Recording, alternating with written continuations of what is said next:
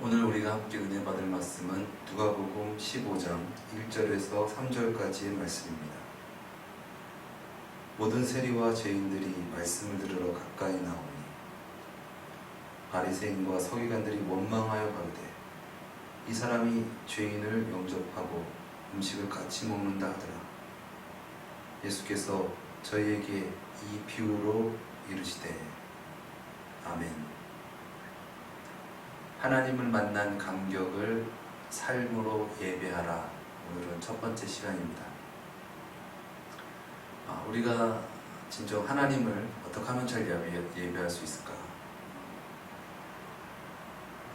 하나님을 우리가 잘 예배할 수 있는 것은 신앙의 연수로 되어지는 것이 아니고 우리의 어떤 노력 또 우리의 어떤 행위 그런 것으로 우리가 진정 하나님을 예배할 수 있는 것이 아니라 우리가 하나님을 진정 인격적으로 만나고 그 만남에 대한 경배와 예배, 그것이 진정 하나님을 만난 감격을 우리가 삶으로 예배할 수 있는 어떤 그러한 진정한 예배인 줄 믿습니다. 오늘 그런 의미에서 오늘 말씀을 함께 살펴보면서 진정 하나님을 만나고 또 하나님을 만난 감격을 삶으로 예배하는 저와 여러분 되시기를 예수님의 이름으로 축원드립니다. 오늘 본문 말씀에 모든 세리와 죄인들이 말씀을 들으러 예수님께 가까이 나오는 그런 광경을 보면서 당시 종교 지도자들이었고 사회적으로 높은 도덕적 위치를 차지했다고 자부하는 이들 바리새인과 서기관들이 그것을 보면서 원망하여 가로되 이 사람이 죄인을 영접하고 음식을 같이 먹는다 하더라 라고 말하였습니다. 그래서 그 말에 예수님께서 세 가지 비유를 들어서 말씀하고 있는 내용이죠. 그러니까 이 뒤에 나오는 세 가지 비유는 이러한 맥락에서 말씀하신 예수님께서 말씀하신 말씀이다라는 것을 우리가 알 수 있습니다. 여러분 만약에 길을 가다가 그 동네 개들이 어떤 약한 개를 막 집단으로 막 괴롭히고 막 물고 뜯고 어떤 그런 광경을 여러분 보신다면 여러분 마음이 어떠십니까? 참 똥개들이 어떻게 약한 개를 저렇게 집단으로 괴롭힐 수 있을까? 어떤 그런 마음이 아마 들 것입니다. 그런데 저 약한 개가 괴롭힘 당하고 있으니까 나도 가서 괴롭혀야겠다라는 그런 마음은 우리가 갖지 않을 것입니다. 그런데 우리가 이 동물 세계에서 넘어서 인간 세계에 우리가 오게 되면 이런 비슷한 광경을 우리가 많이 보게 되는 것이죠. 사회적으로 약한 자들, 때로는 사회적으로 죄를 지은 자들, 또 그런 자들을 공격하고 맹렬히 비난하고 또 사회에서 추방되어야 된다라는 어떤 그런 이렇게 강하게 처벌을 요구하고 또 처벌을 하려는 어떤 그런 부분들을 우리가 많이 볼 수 있습니다. 정작 나에게 일어난 일도 아닌데 그것을 가지고 그렇게 맹렬히 반응하는 부분들이 많다는 것이죠. 이것이 물론 사회적인 어떤 정의를 실현하고 또 악한 것에 대한 보복을 하고 또 약자를 그 피해를 당한 자를 대변하기 위해서 어떤 그런 태도도 있지만 사실 이런 부분들이 많이 나타나는 것은 나는 이렇게 열심히 하는데 너는 왜 그런 걸 지냐라는 어떤 그런 자신도 알지 못하는 사회적 불만과 어떤 그런 여러 가지 어떤 화라든가 이런 부분들을 결과적으로 풀어버리는 어떤 그런 화풀이의 대상으로 삼는 그런 삶의 형태가 때로는 많다는 것이죠. 가뜩이나 힘들고 어려운데 그 사람이 죄를 지었든 아니면 죄를 짓지 않았든 아니면 사회적 약자든 어쨌거나 그 사회적으로 그런 부분들 때문에 괴롭고 힘들고 아프고 때로는 우울하고 여러 가지 힘들어 있는 상황 가운데 그대 괴로움을 또 아픔을 거들어 주지는 못할 망정 그 아픈 상처를 쑤시고 후비고 물어 뜯어서 결과적으로 사회적으로 매장시켜 버린다는 것이죠. 이것이 우리가 살아가고 있는 사회의 현실입니다. 결국 그들은 사회 속에서 제대로 된 인생을 살아갈 수 있는 어떤 그런 기회를 박탈당하고 결국 그렇게 사회 속에서 매장되어지는 어떤 그런 부분들이 많다는 것이죠. 이것은 오늘만의 이야기만은 아닌 것 같습니다. 오늘 본문 말씀에 보니 그 당시 죄인으로 여겼던 이 세리들, 모든 세리와 또 죄인들이 예수님의 말씀을 들으러 가까이 나오는 어떤 그런 광경을 바라보면서 서기관들과 바리새인들이 원망하면서 저자가 죄인들과 같이 말씀을 나누고 또 음식을 먹는다라는 어떤 그런 비난과 또 불평을 내놓았습니다. 그때 예수님께서 말씀하신 비유가 세 가지 비유입니다. 우리가 잘 아는 것 같이 양 100마리 중에 한 마리를 잃어버린 목자가 그 양을 찾으러 나가고 또 그 양을 찾음에 아주 기뻐한다라는 그 비유를 얘기하시고 또 그와 비슷한 비유로 10드라크마가 있는 여인이 한 드라크마를 잃어버렸을 때 그것을 찾으려고 밤에 불을 켜고 비질을 하고 그래서 결과적으로 찾아서 기뻐한다. 여기서 드라크마는 그 단위, 그 화폐의 그 금액은 오늘날로 따지면 하루 품삯 정도 되는 금액입니다. 어떻게 보면은 되게 큰 금액이 아니다라고 볼 수도 있는 분들이겠지만 오늘 말씀의 이 여인에게 이 드라크마는 그것보다 좀 더 귀중한 어떤 그런 이미지를 갖고 있고요. 많은 신학자들이라든가 주석가들이 말하는 것은 그것은 그 여인의 결혼 지참금 내지는 예물과 같은 존재일 것이다.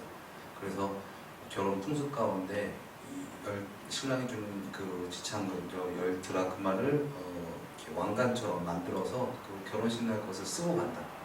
이런 그런 주석가들이 풀어놓은 부분들도 본 것 같습니다. 어쨌거나 이 여인에게는 아주 소중한 부분들인 것이죠. 당장 지금 내일 결혼식인데 결혼 반지가 없어졌을 때 상황과 비슷하다고 볼 수 있습니다. 어쨌거나 그 여인은 그것을 찾고 기뻐한다. 그리고 결정적으로 마지막으로는 어떤 부자 아버지의 자녀가 둘이 있는데 그 둘째 자녀가 아버지한테 얘기하죠. 아버지, 저기 아버지 죽으시면은 이 재산 제가 물려받을 거잖아요. 그런데 좀 미리 좀 주시면 안 됩니까? 그렇게 아버지한테 떼를 쓰고 결과적으로 아버지한테 그 재산을 받고 결과적으로 세상 가운데 나가서 허랑방탕하게 다 탕진하고 그래서 세상 가운데서 그렇게 좌절하고 있다가 아버지 집의 품꾼도 이거보다는 잘 먹고 잘 사는데 내가 왜 아버지 집을 떠나서 이렇게 정말 고생을 하고 있구나. 내가 지금 아버지의 자녀로서 다시 받아달라는 것은 말도 안 되는 일이다. 나는 자격이 없다. 그렇지만 선하신 아버지께 이런 부탁을 한번 드려보자. 아버지의 품꾼이라도 좋으니 저를 아버지의 품꾼으로 살게 해주십시오. 저는 아버지의 아들들 자격이 없는 사람입니다. 라는 어떤 그런 이제 멘트를 준비하고 아버지를 향하여 나갔는데 그 아버지 집에 도착하기도 전에 아버지가 먼저 그를 보고 뛰어가서 확 맞이하는 어떤 그런 말씀입니다. 그 당시 그냥 그 하루만 우연히 아버지가 나와서 그 아들을 보고 먼저 왔다기보다는 아버지는 그 떠난 그 아들이 떠났을 때부터 계속 아들을 기다리고 아들을 돌아오기를 바라는 어떤 그런 애틋한 마음과 심정을 예수님께서 나타내신 것이겠죠. 그리고 결과적으로 그 정말 그 돼지 치는 일을 했던 그 아들을 부둥켜 안고 기뻐하면서 그 아들에게 새 옷을 입혀라. 그리고 또 금가락지를 끼우고 또 새 신을 신기고 또 살찐 송아지를 잡아라. 그리고 풍악을 울려라. 잔치를 벌이자. 막 이런 잔치의 분위기가 있는 것이죠. 근데 그런 잔치 분위기 속에서 이제 첫째 아들이 바깥에 나가서 이제 일을 하고 집에 돌아오는데 집이 심상치가 않아서 종에게 물어보니까 종이 여차저차 이랬다. 그래가지고 첫째 아들이 뿔딱지가 나가지고 아니 나는 아버지 집을 떠나지도 않았고 아버지 집에서 열심히 일도 했고 그랬는데 나에게는 염소 새끼 한 마리도 잡아주지 않더지만 저런 불량자 저런 나쁜 놈 저런 죄인이 집에 돌아왔다고 저렇게 인간 차별하시고 저렇게 그럴 수가 있어? 엄만 불평을 할 때 아버지가 첫째 아들에게 말하는 것이죠.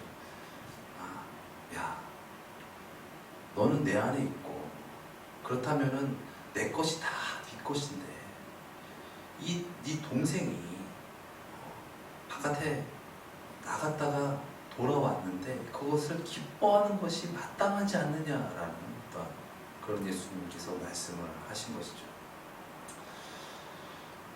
이 이야기 우리가 많이 알고 있는 돌아온 탕자의 이야기를 그린 화가가 있습니다. 그 화가는 렘브란트라는 화가인데 그가 그린 이 그림, 이 돌아온 탕자의 그림 한번 보시기 바랍니다. 많은 사람들이 이 그림의 주인공이 돌아온 탕자, 지금 거짓 꼴을 하고 아버지한테 안겨가지고 울고 있는 이 돌아온 탕자가 주인공일 것이다 라고 생각을 하지만 사실 이 본문이 나오게 된 이 배경과 이 본문을 들려주는 자는 사실 첫째 아들이 맞는 것 같습니다. 오늘 보면 이 그림을 보니까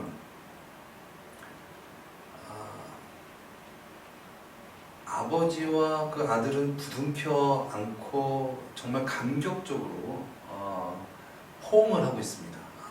이 표정은 자세히 볼 수는 없지만 아버지와 아들이 다 눈물을 흘리면서 정말 뜨겁게 그렇게 감격하면서 포옹하는 것을 볼 수 있습니다. 그런데 옆에 서 있는 이 사람은 아버지와 같은 옷을 입은 걸로 봤을 때 첫째 아들입니다. 근데 첫째 아들의 표정이 어떻습니까?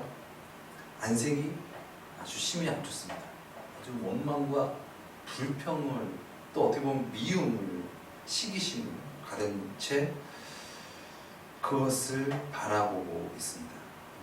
어떻게 보면 속 안에서 부글부글 끓고 있는 어떤 그런 상황인지도 모르겠습니다.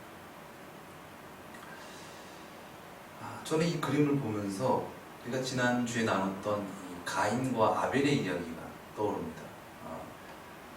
가인과 아벨, 아담의 아들이 이제 때가 되어서 제사 드릴 때가 되어서 이제 하나님께 제사를 드리는데 가인은 땅의 소산물로 하나님께 제사를 드리고 아벨은 양의 새끼를 잡아서 그 기름을 갖고 하나님께 예배를 드렸을 때 하나님께서 아벨의 제사만 받으셨습니다. 그래서 그 하나님께서 아벨의 제사만 받으니까 가인의 안색이 변하였다, 안 좋았다라는 그 말씀을 떠올립니다. 우리가 전 시간에도 살펴보았지만 왜 하나님께서 가인의 제사, 제물은 받지 않으셨는가? 그것은 하나님의 약속과 어떤 그 하나님의 주되심을 거부한 채 자기의 어떤 의와 자기의 어떤 행위적인 부분들을 내세워서 내가 결과적으로 이 타락한 세상 가운데서 잘 먹고 잘 살 수 있다라는 부분들을 어떻게 보면은 하나님께 내세워서 하나님과 어떻게 보면 정면으로 대항하는 어떤 그런 모습이었다. 왜냐하면 아벨이 드린 그 예물은 오실 메시아에 대한 부분들을 증거하는 것이었고 아담과 하와가 범죄하여서 하나님께 벌을 받을 때 하나님께서 뱀에게 너는 여자의 후손과 원수가 될 것이고 여자의 후손은 너의 머리를 상하게 할 것이다 라는 어떤 그런 예언을 하시죠. 그리고 아담과 하와, 자기 스스로 부끄러움을 가리려고 했던 그 아담과 하와에게 가죽옷을 지어 입히시는 부분들로 봤을 때 분명 하나님께서는 그 오실 메시아에 대한 예수 그리스도에 대한 부분들을 아담과 하와에게 약속하셨고 또 그 모든 것들을 정말 처음 겪었던 아담과 하와는 그런 부분들을 아마 정말 생생하게 자기 자녀들에게 전하였을 것입니다. 그런데 그런 부분들에 대한 것을 들었는데도 불구하고 가인은 그렇게 행하지 아니하고 하나님 뜻대로 하지 않고 자기의 의로 자기의 뜻대로 그렇게 하나님께 제사를 드렸던 것이죠. 오늘 본문 말씀도 그런 맥락에서 봤을 때 진정 우리가 하나님 앞에 어떻게 나아가야 하며 어떻게 예배하는 것인가에 대한 부분들을 다시 한번 우리에게 분명하게 들려주시는 그런 말씀인 것 같습니다. 마태복음 18장에 예수님께서 하신 이 말씀 속에 오늘 들어있는 그 양 100마리의 비유를 예수님께서 말씀을 하시거든요. 그리고 그 이전에 예수님께서 그 제자들이 천국에서 누가 큽니까? 라는 그 질문 가운데 너희가 돌이켜 어린아이와 같이 되지 않냐면 결단코 천국에 들어가지 못하리라 라고 말씀을 하시고 또 그리고 나서 거기에 대해서 양 100마리 중에서 한 마리를 잃어버렸는데 그것을 찾으면은 기뻐한다라는 그런 말씀을 하십니다. 그리고 어떤 죄를 범한 자가 있었을 때 어떻게 행해야 되는지에 대한 부분들을 예수님께서 말씀하시고 또 그 말씀을 들은 베드로가 그러면 예수님 형제가 나에게 죄를 범하면은 몇 번을 용서해야 됩니까? 7번 정도 용서하면 되지요? 라는 예수님께 질문을 드리죠. 예수님께서 70번씩 7번이라도 용서를 하라는 그런 말씀을 하십니다. 이것은 490번 용서하라라고 말씀하신 것이 아니죠. 491번째는 즉각 심판하고 처단하라, 그렇게 보복해라 라고 하신 것이 아니라 계속 무한정 그렇게 용서하는 것이 하나님의 자녀로서 마땅히 행할 그러한 삶의 행위며 자세이다 라는 것을 예수님께서 말씀하시는 것이죠. 그러면서 예수님께서 말씀하신 그 비유 중에 10,000달란트 이 빚진 자에 대한 이 비유로 말씀을 하십니다. 그러면서 어떤 임금과 이제 어떤 종이 이제 회개를 하는데 우리가 하나님께 돌이키는 회개가 아니고 이제 어떤 돈에 대한 부분들을 이제 정산하고 계산하는 과정 가운데 그 종이 그 임금에게 10,000달란트를 빚졌다라는 것이죠. 10,000달란트는 우리나라 지금 금액으로 환산한다면 약 6조 원 정도 된다고 합니다. 그러니까 한 데나리온이 10만 원이라고 가정했을 때 그 정도 되는 엄청난, 그러니까 어떤 사람이 평생 동안 노력하고 벌어서 그것을 갚을 수 없는 어떤 그런 금액이다라는 것을 말씀하신 어떤 그런 단위겠죠. 근데 그가 이제 갚을 수 없으니까 그래도 좀 제가 갚긴 갚겠는데 아무튼 좀 용서해 주십시오라는 어떤 그런 간절함을 듣고 임금이 과감하게 그것을 다 청산해 주죠. 네가 갚을 수 없다. 그래서 그것에 대해서 다 이제 탕감을 받았는데 그 탕감받는 자가 이제 살아가다가 뭐 길을 가다가 자기에게 빚진 자를 만난 겁니다.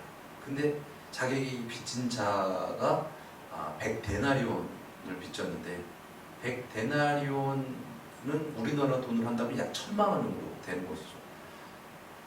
여러분 어떻게 하시겠습니까? 1,000만 원 결국 작은 돈은 아니에요. 근데 그 1,000만 원을 빚진 자를 만났을 때 그 자를 막 잡고 막 멱살을 잡고 왜 안 갚아? 그래서 결과적으로 옥에까지 가두는 그런 행위를 합니다. 근데 그가 어떤 자였습니까? 얼마 전에 6조 원을 판권받은 자였어요.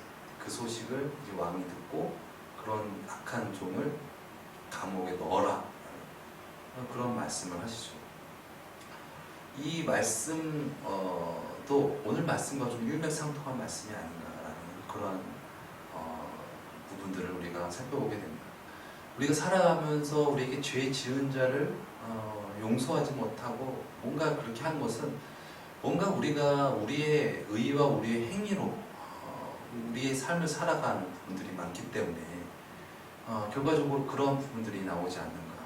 우리가 정말 하나님께 받은 은혜가 너무나 크고 받은 그런 놀라운 그런 은혜를 하나님께서 우리에게 갚으라 하시지 않고 그렇게 허락해 주셨는데, 우리가 우리의 의와 우리의 힘을 자랑해서 나보다 못하고 연약한 자를 멸시하고 천대하고 또 괴롭히는 그리고 그는 그렇기 때문에 내가 저 사람보다 뛰어나기 때문에 그는 구원받을 수 없고 나는 구원받을 수 있어 라는 그런 행위적인 부분들을 초점을 매기는 그런 부분들이 많다는 것이죠. 그러나 예수님의 눈에, 그러니까 창조주 하나님의 눈 속에 그 당시 죄인으로 여겼던 죄인들이 자신이 죄인인 걸 뻔히 알아요. 세상 사람들도 뻔히 알고, 그래서 그것을 어떻게 번복할 수 없어요. 그들은 자신이 죄인이라는 것을 처절히 알고 그런 마음 상태에서 말씀을 들으러 오는 그들을 보면서 그 예수님은 마치 그 나간 둘째 아들을 부둥켜 안고 기뻐하고 있는 어떤 그런 감격적인 모습으로 예수님은 보고 있는데, 그 바리새인들과 서기관들은 첫째 아들과 같은 광경으로 그 광경을 지금 맞이하고 있는 부분들을 예수님께서는 말씀하시는 거죠.